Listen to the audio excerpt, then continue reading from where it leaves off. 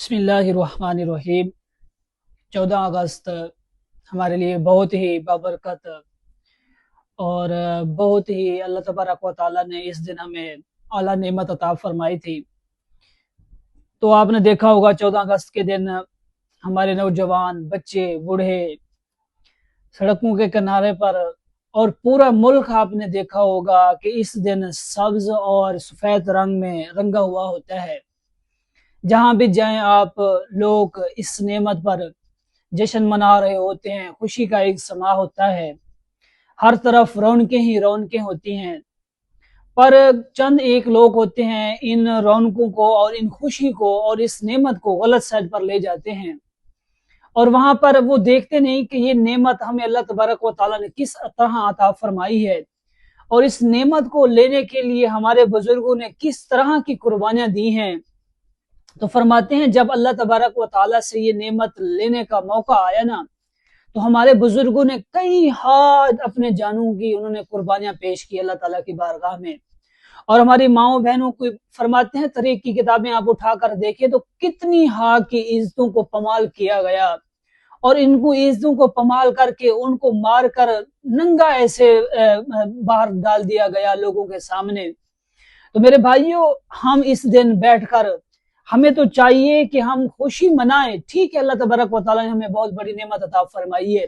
پر یہ خوشی کا انداز ایسا نہیں ہونا چاہیے کہ آپ روڈ پر نکلیں، ون ویلنگ کریں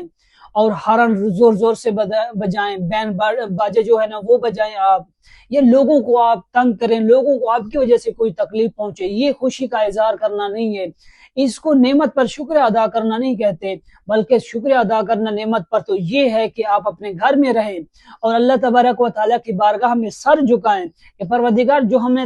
آپ نے ملک عظیم عطا فرمایا، اتنی بڑی نعمت عطا فرمائی ہے، تو اس پر ہمیں استقامت عطا فرما، اس کی ہمیں حفاظت کرنے کی توفیق و ہمت عطا فرما۔ پروردگار اس وطن کے لیے جتنا ہمارے بہن بھائیوں نے، ہمارے بزرگوں نے جانوں کے نذرانے پیش کیے ہیں، پروردگار ان کی بغیر حساب مغفرت فرما، اور اللہ تعالیٰ کا شکر ادا کرنا چاہیے اور حضور صلی اللہ علیہ وآلہ وسلم کی بارگاہ میں درود السلام پیش کرنا چاہیے۔ میرا یہ پیغام